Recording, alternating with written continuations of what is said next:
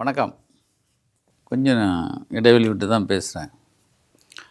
விஜய், சங்கீதா இப்போ நேற்றுலேருந்து social media, TV channel, பத்திரிக்கை எல்லாமே பொளந்து கட்டுறாங்க. ஒரு பழமொழி சொல்லுவாங்கல்ல, நீலச்சாயம் வெளுத்து போச்சு டும் டும் டும் டும், ராசா வேஷம் களைஞ்சி போச்சு டும் டும் டும் டும்னு. அது விஜய்க்கு தான். இப்போ கூட கடைசி வேலூர் மீட்டிங்கில் 2 பேருக்கு தான் போட்டின்னு இந்த அடி வயிற்ற உள்ளே இழுத்து வெறியாக கத்தன. அப்படில நான் கூட 2 பேர்னா திமுக டிவிகே அப்படிங்கிற மாதிரி நினச்சேன். ஆனால் இப்போ தான் தெரியுது, அவர் பொண்டாட்டிக்கும் அவர் வச்சிருக்கிற வப்பாட்டிக்கும் தான் 2 பேருக்கும் போட்டி அப்படிங்கிற மாதிரி நான் நினைக்கிறேன். நான் நினைக்கல, எல்லோரும் நினைக்கிறாங்க. டைவர்ஸ் என்ன புதுசாக? மாதத்துக்கு ஆயிரக்கணக்கில் எல்லா கோர்ட்லேயும் வருது. இது ஒரு விஷயமா அப்படின்னு கொஞ்சம் பேர் கேட்பாங்க. சார் தான் பெரிய முதலமைச்சராகி மக்களை பார்க்க போகிறவர். அவரை நம்பி வேற இந்த பொம்பளை பிள்ளைய, இந்த படித்த பிள்ளைய, நானும் ஒரு பொம்பளை பிள்ளைக்கு தான் வக்காலத்து வாங்குகிறேன். யார்? சங்கீதாக்கு. ஆனால் அந்த பிள்ளைகளுக்கு வக்காலத்து வாங்க முடியாது. யாருக்கு? விஜயை. முன்னெல்லாம் பிள்ளைய கட்சி இந்த மாதிரி விஷயங்களுக்கு வர்றதுக்கு ரொம்ப யோசிப்பாங்க. இது பெண்ணுரிமை பற்றினா நான் பேசலை. ஆனால் இப்போ இந்த தோலில் அவங்க துண்டை போட்டு அது பேசுகிற பேச்சுகளை பார்த்திங்கன்னா நாம் வெட்கப்படணும். பெண்கள் அதிகமாக படிப்பறிவு இருக்கிற மாநிலம் தமிழ்நாடு. ஆனால் அப்படி ஒரு அடைமொழி பெருசாக இருக்குது. இதுவும் அதுக்குள்ளே தான் இருக்குது. ஒரு பிள்ளை பேசுது. நான் சொல்கிறது சுஜிதான்னு ஒரு பொண்ணு, ஒரு அறிவார்ந்த ஒரு பிள்ளை. இது தற்குறி கிடையாது. நான் பிசிஏ 3rd இயர் படிக்கிறேன். அருள்மிகு கபாலீஸ்வரர் ஆர்ட்ஸ் அண்ட் சயின்ஸ் காலேஜில் படிக்கிறேன். நான் எனது ஸ்கூல் முடிச்சுட்டு காலேஜ் போகணுங்கிறது பெரிய கனவாக இருந்துச்சு. ஆனால் எனக்கு கட்டணமே இல்லாத ஃப்ரீ எஜுகேஷன், நல்ல காலேஜில் படிச்சிட்ருக்கேன். படிச்சிட்ருக்கும்போதே எனக்கு பிளேஸ்மெண்ட் வந்துருச்சு. ஐடி கம்பெனியில் செலக்ட் ஆகிட்டேன். இதை அமைச்சு கொடுத்தது திமுக அரசாங்கம். திமுகவுடைய நான் முதல்வன் திட்டம். இது திமுகக்கான வக்காலத்தில் இப்படியும் பொம்பளை பிள்ளைய தன்னுடைய எதிர்காலத்துக்கு கிடைச்ச வாய்ப்பை நழுவ விடாமல், நான் டிகிரி முடிக்க போகிறேன், பிளேஸ்மெண்ட்டு கிடைக்கிது, வேலை செய்ய போகிறேன்னு ஒரு பிள்ளை சொல்லுது. யார்? சுஜிதா. அப்படியே ஷார்ட்டை கட் பண்ணி இந்த தற்குறி, பெரிய தற்குறி சின்ன தற்குறி எப்படி உருவாக்கியிருக்குங்கிறதுக்கு ஒரு பிள்ளை, அது ஒரு பிள்ளை நான் அது சொல்லுது. காலேஜில் பிஎஸ்சி சுவாலஜி ஃபஸ்ட் இயர் படிக்கிறேன். எனக்கு இன்றைக்கி காலேஜ் லீவ். தளபதியை பார்க்கணுன்னு வந்தேன். யார்? தற்குறி தளபதி. எனக்கு ப்ராக்டிக்கல் நடக்குது.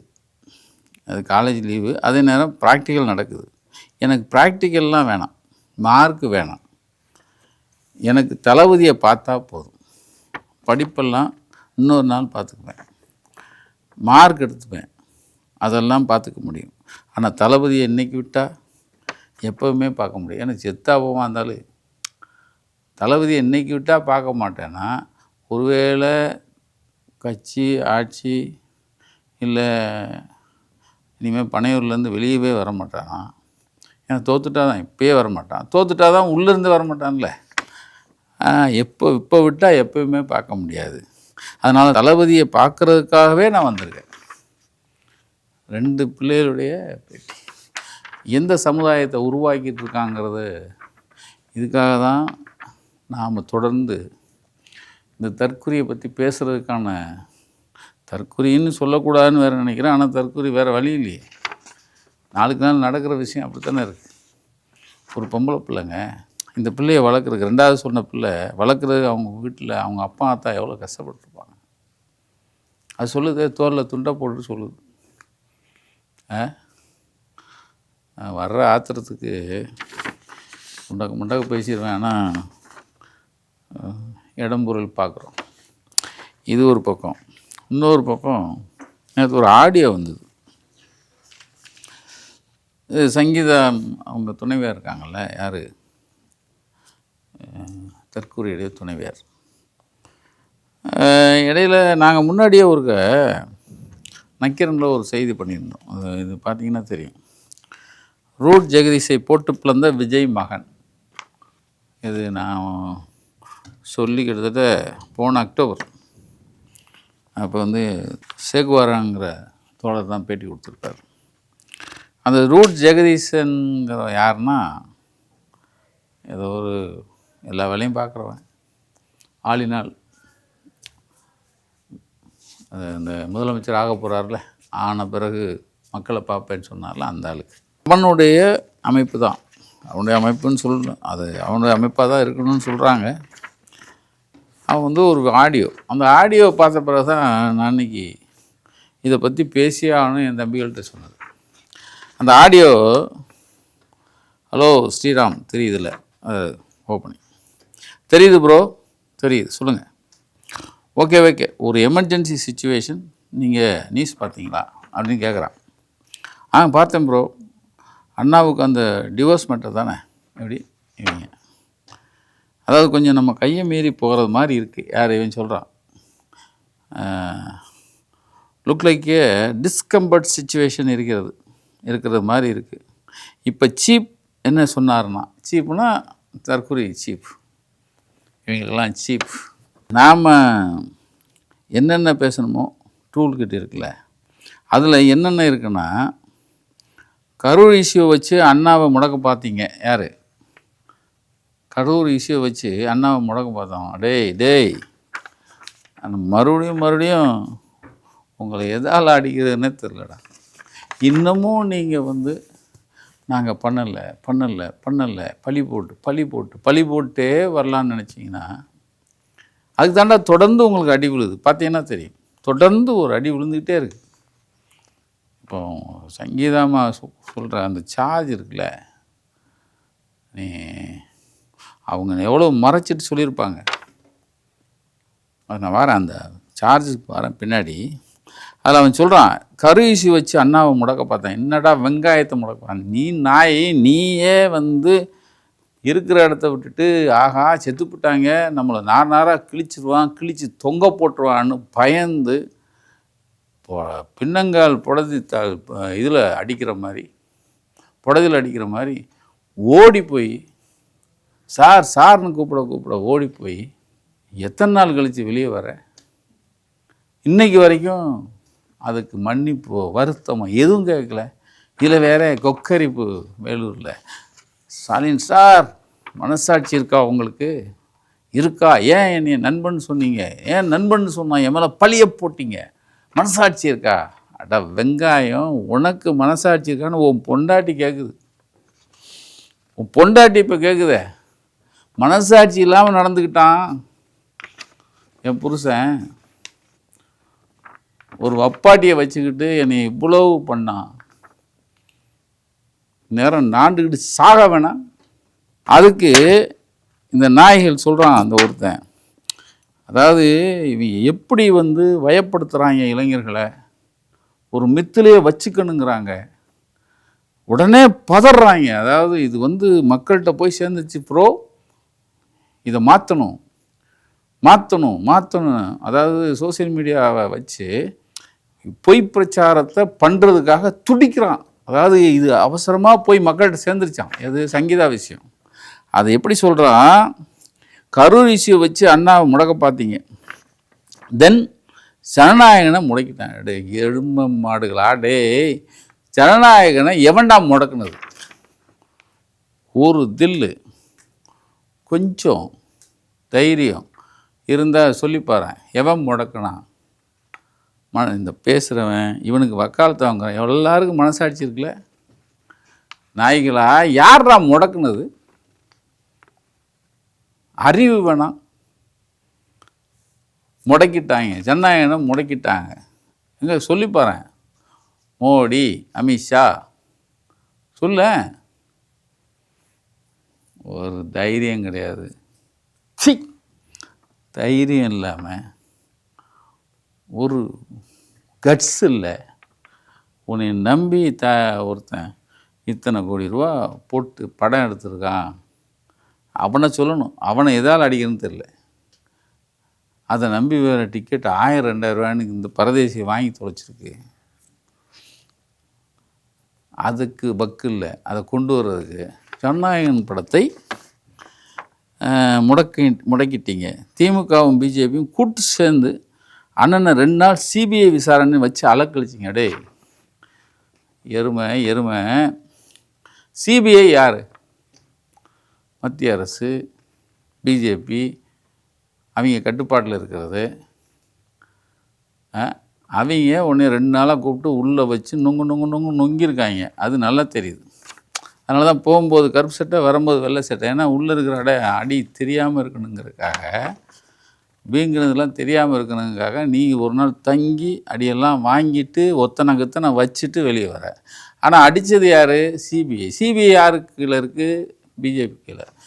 பிஜேபி யார்? ஆளுகிற கட்சி, மத்தியில் ஆளுகிற கட்சி. இதில் எப்படி திமுக வரும்?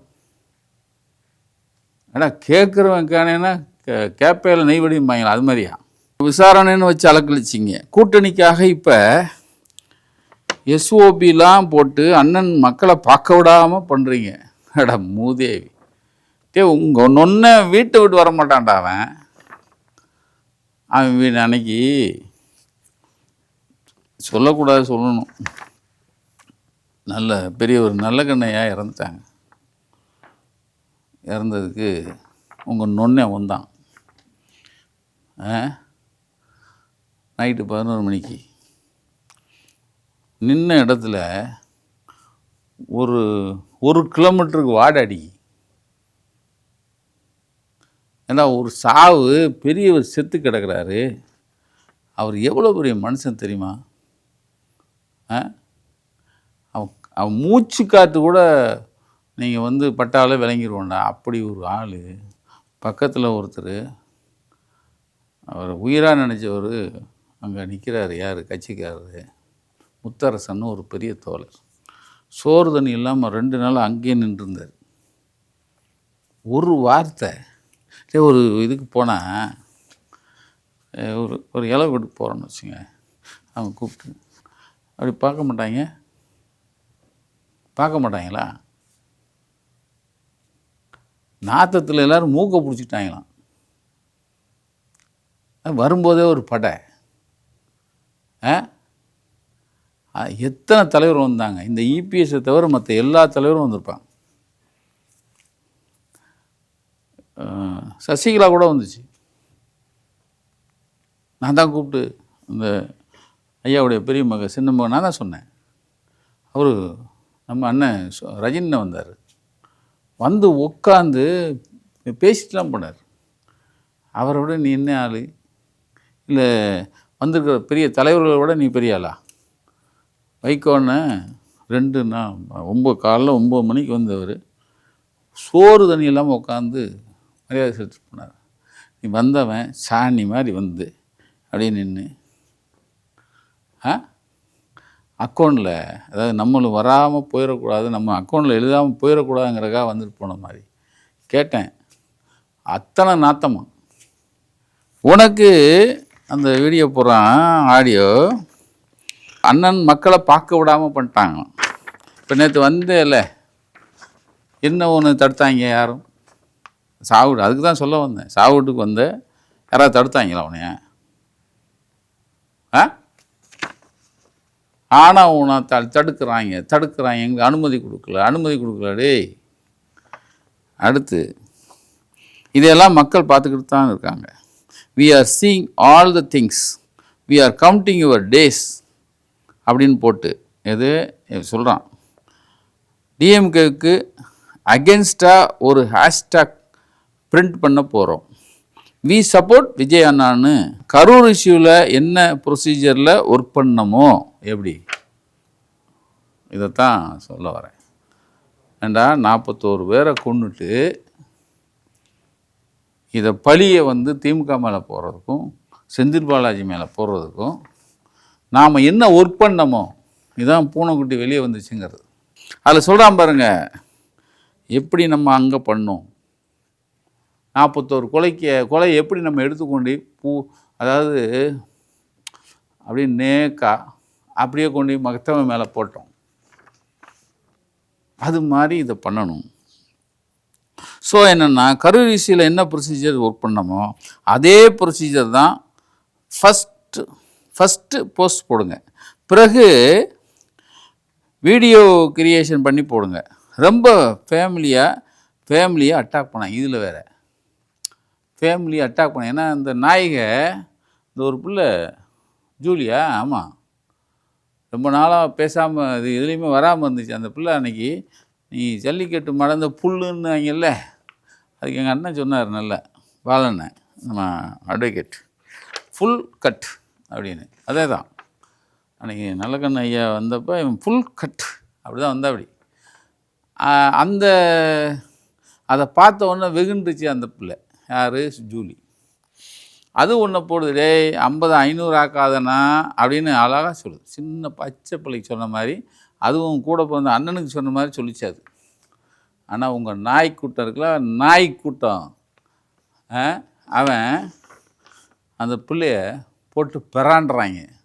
அது பதிலுக்கு ஒரு கவுண்டர் போடுச்சு பாரு, அண்ணா இந்த சேட்டையை ஏன்ட்ட காமிக்காதீங்கண்ணா, நான் பயப்பட மாட்டேன்னா. நீ இந்த கூட்டத்தை வச்சு தான் எல்லாத்தையும் பழி போடுறது. சோசியல் மீடியா இந்த வெங்காயத்தை வச்சு நீ பண்ணுறீங்கல்ல, ஒரு நாள் நீங்கள் செய்ய உன் தலைவனுக்கு அடிச்சுக்கிட்டே இருப்போம். உங்கள் சீப்பு இருக்கான சீப்பு, நீ என்ன பண்ணுறியோ இவனை அடிப்பேன், அடிச்சுக்கிட்டே இருப்போம். அவன் சொல்கிறான் ரொம்ப ஃபேமிலி அட்டாக். ஏன்னா சங்கீதாமா வந்து செருப்பை கழட்டி அடிக்கும். அந்த பயத்தில் ரொம்ப ஃபேமிலி அட்டாக் பண்ணிடுறாங்க. சங்கீதா மேமை அட்டாக்லாம் பண்ணாதீங்க. என்ன இவங்களை விட்டுருவாங்களாங்க? இவங்களுக்கு அக்காவாது தங்கச்சியாது, இவங்க எவனும் இந்த நாய்கள் பிறந்தவங்க இருக்காங்களே, இந்த இந்த அட்டாக் பண்ணுற, இந்த பேசுகிற, ஹேஷ்டாக் பண்ணுறவன், இந்த சோசியல் மீடியாவில் அவனுக்கு வக்காலத்தவன் எவனுமே அவன் அக்கா தங்கச்சியோட பிறக்கலை. அப்படி பிறந்திருந்தாங்கன்னா இந்த நாய்களுக்கு தெரியும். ஏன்னா எவனுமே நல்ல பிறப்பு கிடையாது. அவங்கள தான் நீ கூட்டு சேர்த்து இந்த ஆடியோ இதெல்லாம் அதுதான். இதுக்கு பின்னாடி டிஎம்கே இருக்குது. ஸோ டிஎம்கே தான் இதை லீக் பண்ணியிருக்கு.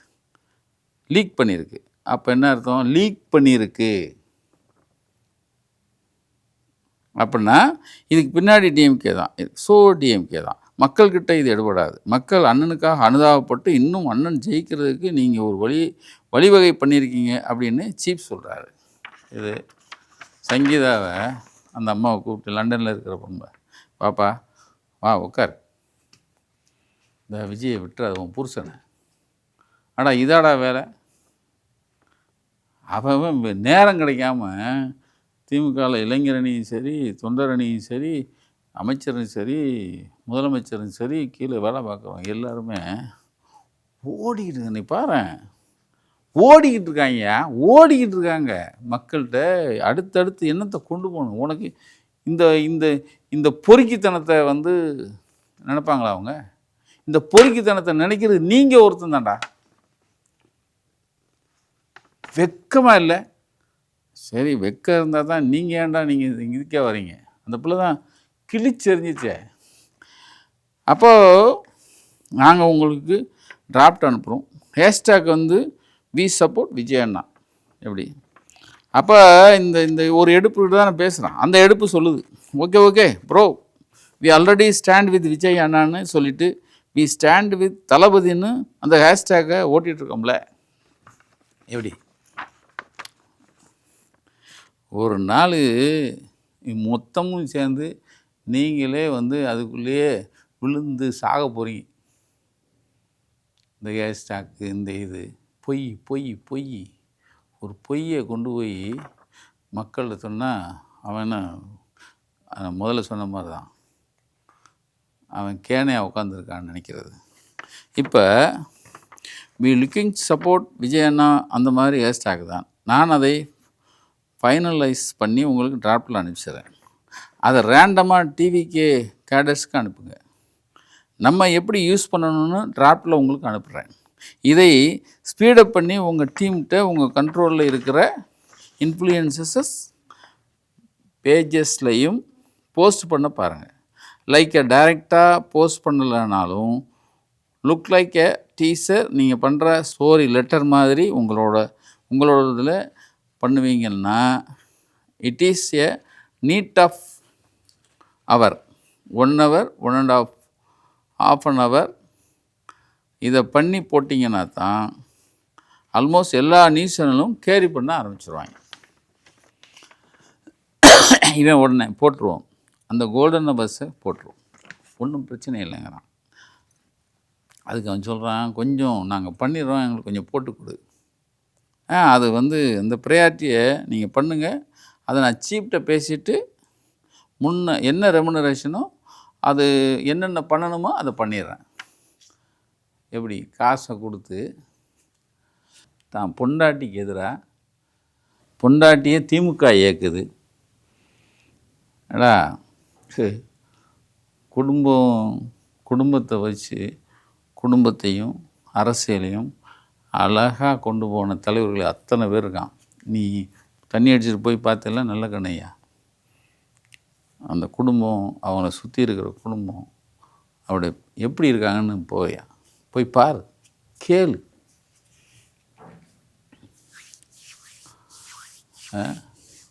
இந்த ஆடியோவை கேட்ட பிறகு தான் நான் பேச வந்தேன். ஏண்டா அந்த பிள்ளை ஒரு பிள்ளை எவ்வளோ வெகுன்றும் பெர்சனல், இதை என்ன சொல்லுவீங்க, இது பெர்சனல் என்னங்கடா, பெர்சனல்னால் நீ முதல்ல நீ இந்த முதல்வராங்கிற அந்த கனவுக்கு வந்துடக்கூடாது. ஒரு நீசத்தனமாக ஒருத்தன் 41 கொலைகளை பண்ணிட்டு சிஎம் சார் மனசாட்சி இல்லையா? இப்பயும் சொல்கிறேன், மனசாட்சி இருக்கா இல்லையா? கொஞ்சம் எடுப்பு சோறு கொஞ்சம் இருக்காங்க ஒன்றைய. இந்த வளர்ந்து கட்டவன் ஒருத்தன் இந்த லாட்ரியை வச்சு பூரா கொத்தா ஏழைகளை சூறையாடி அந்த ஒரு எடுப்பு உன் கூட இருப்பான், வளர்ந்துடா அவன் தான் ஆதவா. இன்னொன்று இருக்குது எடுப்பு புஷி, தோஷம் இருக்கிறவன் உன் கூட இருக்கக்கூடாது. ஏன்னா தான் கட்டின பொண்டாட்டியை நீங்கள் கதற விடுறவனை, இப்பயும் சொல்கிறேன், எத்தனையோ டைவர்ஸ் வருது, அது மாதிரி இதை கடந்து போக முடியல. அவங்க சொன்ன ஒவ்வொன்றும் அப்படியே நெறி கட்டுது படிக்கிறவங்களுக்கு. இது நெறி கட்ட ஆரம்பிச்சிருச்சுன்னு சொன்ன உடனே நீ நைட்டு அந்த ஆடியோ போட்டு இதுக்கு எதிராக திமுக தான் போடுங்க. அவங்களும் பார்த்தீங்கன்னா சரி விஜய் நம்ம தொடாமல் இருப்போம். அது உனக்கு நான் அப்பயும் சொன்னேன், இந்த லாட்ரியிலேயே பொழைச்சிட்ருக்க, பிடிச்சி உள்ளே போடுங்க. 41 கொலைக்கு சாட்சி நிறைய இருக்குது. அது இந்த புஷி இந்த மாதிரி ஒரு 4-5 பிடிச்சி உள்ளே போடுங்க. ஏன்னா எனக்கு எதிரிலாம் கிடையாது, அதெல்லாம் எதிரியாக நம்ம யாரையோ பார்த்துருக்கோம். எதிர்காலத்துக்கு நீங்கள் ஒரு பாடத்தை சொல்லித்தரணும்ல. இப்படி ஒரு விஷயம் நடந்தால், இப்படி ஒருத்தன் தண்டனைக்குள்ளானா இவனை நாங்கள் கண்டித்தோம் அப்படின்னு வரணும்ல. அப்பயே பிடிச்சா இந்த ஆட்டம் இருக்காது. இல்லைன்னா பழியை நம்மள போடுவானா? இத்தனை நாள் ஆயிடுச்சு. நான் கூட நல்ல கண்ணையா வீட்டில் பேசிகிட்டு இருந்தேன் இன்னைக்கு. அவன் வராமல் எங்கே அவங்கள பூரா பனையூருக்கு வர சொல்லுங்க, நான் பார்க்குறேன். அவங்க போய் சொன்னால் செருப்பாக அடிப்பாங்க. அவங்க விளக்கமாறு பிஞ்சு போயிருக்கும்.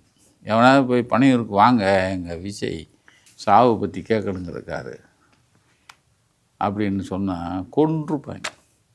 ஏன்னா பாவப்பட்ட பிள்ளைய இந்த 41 குடும்பத்தில் நான் ஒரே ஒரு பிள்ளை அது மானத்தோடு வரமாட்டேன்ருச்சு. இவங்க பூரா அந்த காசுக்காக வந்ததுனால உனக்கு மனசாட்சி இல்லையா? பிள்ளை யார் பொண்டாட்டி சொல்லுது. கடந்த ஏப்ரல் 2021 அது இந்த சாராம்சத்தில் சின்ன சின்னதாக படிக்கிறேன். விஜய் ஒரு நடிகையுடன் கள்ள உறவில் இருப்பது எனக்கு தெரிய வந்தது. திருமண பந்தத்தை இது என்ன ஞாபகம் வருதுன்னா, இந்த பிஜேபிக்காரங்க நம்ம அவர் தான் வாழ்க்கையில் பிஜேபிக்காரன் எனக்கு உண்மையை பேசுனதில்லை. ஒரே ஒருத்தர் மாத்திரம் கொஞ்ச நாளைக்கு முன்னாடி உண்மையை பேசி தொலைச்சிட்டார். யார்? நம்ம நயினார்னே. அதுக்கு இந்த எல்லா இந்த பெண்ணுரிமை பேசுகிறவங்க இவங்க எல்லாம் கட்டி ஏறிட்டாங்க. யாரை? நயினார். நான் கூட அவர் உண்மையைத்தானே சொன்னார். ஏன் இவங்க சரி பொது வழியில் அரசியலில் பெண்ணையும் அந்த விஷயங்களை பேசிகிட்டு இருக்கிறவங்களுக்கு இது கட்டாயம் கண்டிச்சாகணுங்கிற ஒரு இது இருக்குது. அதில் கண்டிச்சிருக்காங்கன்னு விட்டேன். இப்போ அவன் வீட்டுக்காரன் போலவே சொல்லுது. நடிகையோட சுற்றுனதும் இல்லாமல் அவளோட இருந்து படத்தை எனக்கே அனுப்பிட்டாங்க. அதை நான் எவ்வளோ சொல்லியும் அவன் கேட்கல. அதை விட என்னைய கண்டிக்கலே இருந்தான். இப்போ இந்த அம்மா இந்த இதில் கொடுக்குது, இந்த பெட்டிஷன் இது இருக்குது. அப்படியே விஜய் ஒரு நடிகையுடன் கள்ள உறவில் இருப்பது எனக்கு தெரிய வந்தது 2021. நாங்கள் அதை தானே போட்டோம், ரூட்டு போட்டு கொடுத்த ஜெகதீஷ். அவர் முக்கியமான எடுப்பு. யார்? ஜெகதீஷ். சாதாரண இல்லை. அது சொல்லுவாங்க, இவன் சேர்ந்ததுலேருந்தே அவன் குட்டிச்சவர் ஆகிட்டான். அப்படிலாம் இல்லை, குட்டிச்சவர் சேர்ந்துச்சு. என்ன திருமண பந்தத்தை மீறிய அவரது துரோக செயல் எனக்கு ஆழ்ந்த மனவேதனையும் மன உளைச்சலையும் ஏற்படுத்தியது. இது பற்றி விஜயிடம் கேட்டபோது அந்த நடிகருடனான கள்ள உறவை முறித்து கொள்வதாக உறுதியளித்தார். ஆனால் வாக்குறுதியை மீறி அந்த உறவை அவர் கைவிடவில்லை. இது எனக்கு தீராத மனவேதனை. அது ஒரு பாயிண்ட் வருது. என்னை உடல் மன ரீதியாக விஜய் புறக்கணிக்க தொடங்கினார். தாம்பத்திய உரிமையை மறுத்தார். தன்னுடைய சமூக மற்றும் திரைத்துறை வாழ்வில் இருந்து என்னை ஒதுக்கினார். வேண்டுமென்றே என்னிடம் இருந்து தன்னை தனிமைப்படுத்தி கொண்டார். அதான் சொன்னாங்க, சுகத்தையே பார்த்துட்டு இருப்பான் 3 மணி நேரம் 4 மணி நேரம். இது என்னங்கடா உலகத்தில் நான் கேட்காத கேள்வி. அடுத்து, நடிகையுடனான திருமணத்தை மீறிய உறவை கண்டுபிடித்த பிறகு விஜயால் ஏமாற்றப்பட்டதாக உணர்ந்தேன். எல்லாமே உள்ள ஒவ்வொரு பாயிண்டாக வருது. பலமுறை வலியுறுத்தியும் இரக்கமே இல்லாமல் திருமணத்தை மீறிய உறவை தொடர்ந்தார். இது ஒரு ஒரு ஒரு குடும்ப பெண் வெக்கத்தை விட்டு இதை சொல்லுதுன்னா எவ்வளவு அனுபவிச்சிருக்கோம். ஒரு சேடிஸ்ட்டு எத்தனை ஈஸ்ட் இருக்கோ அத்தனையும் போட்டுக்கலாம் விஜய. நான் ஆரம்பத்தில் சொல்கிறேன், 41 கொலையை பண்ணிவிட்டு கொஞ்சம் கூட மனம் உறுத்தாமல் இருக்கான்னா இவனால் கேடு ஜாஸ்தின்னு சொன்னல. முதல் பலியே 41, அதுக்கப்புறம் 1, அதுக்கப்புறம் இப்போ அவன் பொண்டாட்டி. அந்த நடிகையுடன் விஜய் வைத்திருந்த வெளிப்படையான தொடர்பு எனக்கு மனவேதனையும் குழந்தைகளுக்காக அவர்களது நண்பர்கள் மற்றும் சமூக வட்டாரத்தில் பெரும் அவமானத்தை கொடுத்தது. கெட்ட வார்த்தையிலே திட்டிருக்கான். அது அந்த அம்மா பதிவு பண்ணியிருக்கு. என்னிடம் இருந்து விலகிய விஜய் 2021 முதல் என்னை திட்டினார். தனது செயல்களால் என்னை கைவிட்ட அவர் ஒரே வீட்டில் இருவரும் தனித்தனியாக வாழும் நிலைக்கு என்னை தள்ளினார். முற்றிலும் சிதைந்துள்ள திருமண உறவை இனி மீட்க இயலாது நிலை உள்ளது. தொடர் மனவேதனை, அவமானம் மற்றும் துன்பமாக மாறிய திருமண உறவில் இனியும் என்னால் தொடர முடியாது. அந்த மாதிரி சொல்லுது. விஜய் அந்த நடிகையுடன் வெளிநாட்டு பயணம் செய்து பொது நிகழ்ச்சிகளில் கலந்து கொண்டார். அந்த நடிகையும் இந்த பயணங்களில் எடுக்கப்பட்ட போட்டோக்களை சமூக வலைதளங்களில் பதிவிட்டார். இந்த போட்டோக்களால் நானும் என் குழந்தைகளும் மிகுந்த அவமானத்துக்குள்ளானோம். கடைசியாக 2025 நவம்பர் 9 இப்போ தான் போன வருஷம் விஜயிடம் பேசினேன். ஆனால் அப்போதும் இருவராலும் ஏற்றுக்கொள்ள முடியாத சுமூக தீர்வு ஏற்படவில்லை. இதனால் வேறு வழியின்றி இந்த விவாகரத்து மனு தாக்கல் செய்கிறேன். விஜயின் இந்த செயல்களால் நான் மேலும் அவமதிக்கப்பட்டேன். அவரது நடத்தையால் பொருளாதார ஆதிக்கத்தையும் நான் தான் பெரியாள் என்ற மனப்பான்மையும் பிரதிபலித்தது. இதைத்தான் நான் ஆரம்பத்துலேருந்து சொல்லிட்டு இருக்கேன். டேய், அவன் மனுஷன் இல்லை, அவன் சைக்கு, அவன் பொண்டாட்டிக்கே காசு கொடுக்காம அதை சித்திரை பண்ணி அது தனி அறையில் அது தனிமைப்படுத்தியிருக்கான்னா அவன் எப்படி உங்களையெல்லாம் மதிப்பான்? இவன் வேற நான் முதல்வர் ஆனாங்கிறான். டேய் டேய் டேய், என்னங்கடா இது சினிமாவா? நினச்சா முதல்வர் ஆகிறதுக்கு இல்லை, சினிமாவா அது?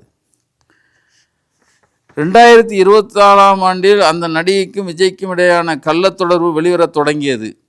இது தொடர்பாக சமூக வலைத்தளத்தில் தகவல்கள் பகிரப்பட்டன. இது எனக்கு இன்னும் அதிக மன உளைச்சலை தந்தது. விஜய் தன்னுடைய தவறுக்காக வருந்துவதாக தெரியவில்லை. அதற்கு பதிலாக என் செலவுக்கு கொடுத்து வந்த பணத்தை குறைத்தார். மேலும் சுதந்திரமாக வெளியே சென்றுவதை தடுத்தார். இதைத்தான் விஜய் தன்னுடைய தவறுக்காக வருந்துவதாக தெரியவில்லை. நான் ஆரம்பத்துலேருந்து சொல்கிறேன்ல, 41 கொலைக்கு அவன் வருந்துவராக தெரியல. அவனுக்கு குற்ற உணர்வு இல்லை, அவன் சாதாரண ஆள் இல்லை, அவன் ஹிட்லரோட மறுபிறப்பு. ஆணாதிக்கங்கிறத விட சேடிஸ்டில் மற்றவங்களை சித்திரவதை பண்ணி அந்த ரத்தத்தை பார்த்து ரசிக்கிற ஒரு மனோபாவம் இருக்கிற ஒரு கொடூரன். அதை அந்த அம்மா போகிற போக்கில் சொல்லுது. விஜய் தன்னுடைய தவறுக்காக வருந்துவதாக தெரியல. அவன் வருந்த மாட்டாங்க. ஏங்க, 41 கொலைகளை பண்ணிட்டு அவன் மனசாட்சி இல்லையா, முதல்வர் சாருங்கிறான். அவன் எப்படிங்க இதுக்கு மறந்துவான்? நல்ல வேலைப்பா, நீங்கள் அந்த அம்மா கொன்றுப்பான். அது ஏதோ தப்பிச்சு வந்து தான் இதை கொடுத்துருக்கணும். ஏன்னா அவன் மனோபாவம் தானே, கொலைக்கு அஞ்சாதவன். நீங்கள் 41 பிள்ளைய துடிக்க கண்ணுக்கு முன்னாடி சாகுது, ஒருத்தன் விட்டுட்டு ஓடுறான். அவனுக்கு வேறு சப்போர்ட் பண்ணான் ஒருத்தன். இந்த நல்லகண்ணையாவுக்கு போயிட்டு வந்தார்ல அவன், அதுக்கு ஒருத்தன் போடுறாங்க, விஜய் சர்ப்ரைஸ் விசிட்டா. டேய், உங்களை செருப்பு கழட்டி அடிக்கண்டா, உங்களை சர்ப்ரைஸ் விசிட்டா. என்னடா சர்ப்ரைஸ் விசிட்டு? இளவிடு ஒரு பெரியவர் 100 ஆண்டு காலம் தமிழுக்கு அந்த நம்ம விவசாயிகளுக்கும் இங்கே இருக்கிற வேள்மையானவனுக்கும் வறுமையில் இருக்கிறவனுக்கும் வறுமைக்கோட்டு கீழே இருக்கிறவனுக்காக உழைச்சவர். நீங்கள் அவருடைய வாழ்க்கையை பின்னாடி போய் பார்த்தா நீங்கள் உழைப்பை தவிர வேறு எதுவுமே இல்லை. அவர் செத்து இருக்காரு, எல்லாரும் அப்படி பரிதவிப்பில் உட்காந்துருக்கான். ஒருத்தன் வாடுறான், சர்ப்ரைஸ் விசிட்டான். டேய், இதில் என்னடா சர்ப்ரைஸ்? அப்போ இதுலேருந்து தெரியலையா? கேடுகட்ட நீங்கள் எல்லாம் சேர்ந்து, இயல்பாகவே அவன் சேடிஸ்ட்டு, நீங்கள் எல்லாம் சேர்ந்து அவனை தூக்கி வச்சு, எனக்கு என்னமோ இங்கே சென்னையில் எது உயரமான கட்டணம் இப்போ தான் நிறைய வந்துச்சு, மேலேருந்து இப்போயே பாதி தள்ளியாச்சு, பாதியில் நிற்கிறான். ஒரு ஒழுக்கம் கெட்ட, மனநிலை பிறழ்ந்த, ஒரு சைக்கோத்தனமான, அரசியலை மீள முடியாத ஒரு அதல பாதாளத்துக்கு கொண்டு சென்று கொண்டிருக்கிற விஜய்ங்கிற அரக்கத்தனமான ஒருத்தனை, அந்த கயவனை, அந்த விரியனை சங்கீதாவின் கண்ணீர் சும்மா விடாது. நன்றி. நக்கீரன் டிவிக்கு சப்ஸ்கிரைப் செய்யுங்கள். உங்கள் ஆதரவே எங்கள் பலம். ஆசிரியர்களுக்கு நண்பனாகவும் மாணவர்களுக்கு ஆசானாகவும் திகழும் தேர்வு வழிகாட்டி. ஒவ்வொரு பாடத்திற்கும் அனுபவமிக்க ஆசிரியர்களின் துல்லியமான தெளிவான விடைகள். CNC இருக்கு, தேர்வு பயம் எதற்கு? இது தீரன் பப்ளிஷிங் ஹவுஸ் விற்பனை வெளியீடு.